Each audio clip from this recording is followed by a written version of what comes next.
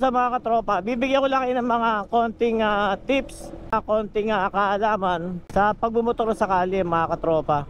Kung ano yung ating mga nalalaman, hindi naman tayo ganun kahusay pagdating sa pagbibigay ng mga tips at saka payo sa pagbumotor. Base lang to sa ating alam, yung mga natutunan at saka sa ating mga napag-aralan din bilang isang rider. Ganito sitwasyon na traffic mga katropa, hindi natin may alis na bilang rider, didiskarte tayo dyan kung paano tayo makakalusot, kung paano tayo mapupunta doon sa pinakaunahan bilang two wheels tayo.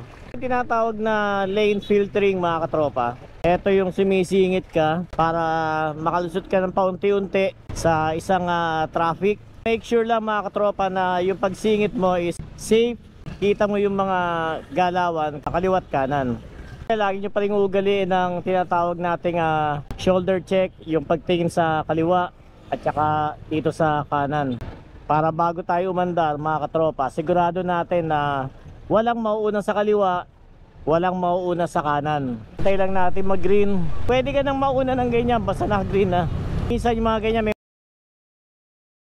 mga kasalubong, kailangan na alerto ka lang talaga, lalo na pagka masyado ng matraffic sa hapon. Tabi-kabila lumilitaw ang sakyan pati ang tao. Pagka naman nakasabay kayo ng gantong klase ng 4 wheels o sakyan, nahalataan nyo naman na may kalumaan na talaga. Yun ang buntutan, pinaspasan pa, mahalata mo yan. Walang mga ilaw yan, sigurado yan. Walang brake light yan, walang signal yan dahil sa kalumaan ng sakyan niya. Hanggat maaari, huwag nyo nang buntutan yung mga ganong masyado ng luma. Dahil una-una hindi nyo alam kung pumepreno yan, hindi nyo alam kung kakanan yan o kakaliwa. Kaya pinakamaganda, layuan nyo na lang yung mga ganyan. Pagka ganyan may humihinto, hindi lang tinatabi talaga yung jeep, dyan minsan nagkaka-traffic. Huwag tayong pupwesto ng ganito na nasa pinakalikod ka, kasi hindi ka kita nyan. Kailangan nandito ka sa side, nakita ka sa side mirror. Pagka tumingin siya sa side mirror, alam niya nandun ka. Pagka naman mga ganito at inalaw naman ng mga enforcer na dumaan sa dito sa bandang kaliwa dahil sobrang bigat ng traffic, make sure lang na yung mga makakasalubong natin, matansya din natin yung bilis at saka matansya natin kung gaano kalalaki yung pwede natin masalubong, para may oras pa tayo para tumabi sa kanan. Ang motor talaga ginawa ito para kung saan saan sumingit. Kaya nga siya 2 wheels lang. Yun lang ang pinakalamang niya sa mga sasakyan na 4 ang gulong. Kahit saan pwede ito sumingit, basta kasya. Mahirap na senaryo pag ganito ko lang stoplight, kumbaga pakiramdaman lang to mga tropa Huwag tayong basta-basta makipag-unahan, mas malamang doon tayo madali. Sa pagbumotor, nauuna sa atin na yan, meron lang siya signal light, pero wala siya nung brake light. Pagka yan pumreno, hindi mo alam kung pumreno siya o hindi, dahil hindi ilaw yung tail light niya. So delikado yun. Dapat ganyan, iilaw na ganyan, para alam mo humihinto siya. Ibig sabihin may humihinto din doon sa harapan niya. Siyempre busina, pagka ganyan bubusina ka talaga dapat, dahil bigla-bigla may lumilitaw sa kanan or sa kaliwa. At siyempre pagka ganyan na nasa unahan mo, gagawa ka talaga ng paraan para unahan yan. Woo! Or hindi ka na muna talaga hihinga. Pagkaganto kasi katindi yung traffic, hindi na may iwasan na nadadaanan talaga yung bike lane. Ayan kaya nga na doon sila lahat sa bike lane. Isa kasi pinapayagan na rin ng mga traffic enforcer na daanan niya, lalo na pagkaganyang sobrang makipot nila yung daanan. Tignan naman dito sa gantong tunnel, red-ready pa rin yung tingin mo ng kaliwat kanan, kaya hindi mo alam, baka may sumisingit na. Dahil karamihan mga dumadaan dito matutulin, mabibilis sa mga dumadaan dito. Mahalaga pa din, kailangan meron pa rin tayong distansya sa unahan sa atin, para bigla mo magpreno yan, allowance ka pa rin na hindi tatama sa kanya. Kaganito naman, nandito ka sa bandang huli at ikaw ay pakaliwa, bumabante pa unti-unti para makapwesto ka doon sa bandang kaliwa. Dahil kung hindi, pwede kang matangay ng mga padiretso or pwede kang maiwan. Yan. Ito na yung tinatawag na tinikling. Ito yung talagang pilit mong dadaanan kahit na medyo pababayan, lubak, para makalusot ka lang. Diyan lamang ang motor. Dating din dito, traffic sa kanan, traffic sa kaliwa. Ganyan karami sakyan pagdating ng hapon.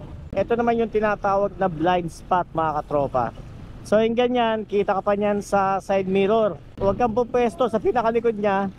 Dito ka sa bandang side na to para kita ka. Pero pagka banda rito ka na, eto blind spot na to, hindi ka na niya kita sa side mirror dyan. So pwede biglang kumanan yan, kaya kailangan bubusina ka. Hello doggy. How are you doggy? How are you? Padadali si tropa. Bigla, hindi natin nakunan, bigla siyang kumaliwa. Okay. So okay daw yun. Wala daw problema. Tuloy, ang larga.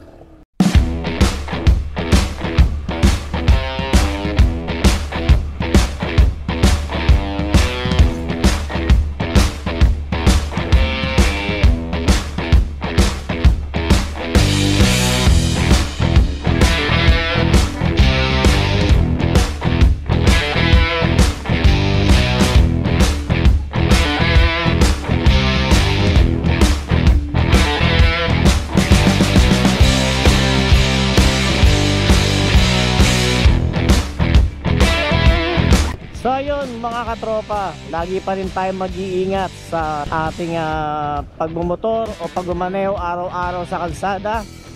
Aminin naman natin sa hindi naman tayo perfectong tao or tao lang tayo. Minsan talaga nag-iinit ang ulo natin sa kalye. Kaya lang syempre kailangan meron pa rin tayong control. Dahil mas mahirap pa rin pag lumaki yung gulo, pag lumaki yung init ng ulo. Matuto lang tayo mag-control. Kahit sabihin natin na gigil na tayo, yung pasensya pa rin na isipin natin. Ganun talaga pagka nasa kali ka. Minsan ito problema mga katropa pagka wala nagta-traffic Alam niyo yung mga ganito intersection, yung halos sa kanya-kanya na ng pasok, yung kada sakyan, tricycle, truck, at saka motor, kotse. Diyan minsan nagkakabulbuhol lalo yung traffic. Gaya niya no. Pagka nakita libre, tsaka lang papasok. So kadalasan, hindi talaga nagkakabigayan dyan. Wala kasi nagta-traffic So ayun, kanya-kanya na pasok.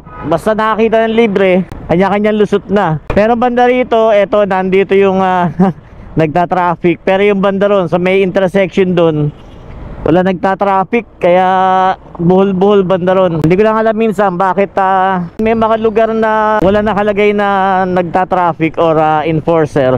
Talaga nagiging sanhi minsan ng ng traffic.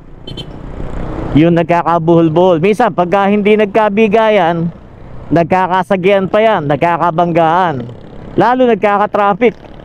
Lalong tumatagal tuloy. Sana yung mga ganon minsan ay natututukan talaga yon. Kasi saglit lang yon, magkatamaan lang yan, magkasagyan lang ng konti yan, sigurado yan, traffic yan. Mas bibigat yung traffic nyan. May ganyang malaking bus, wag kayo sasabay dyan hanggang tumaandar yan.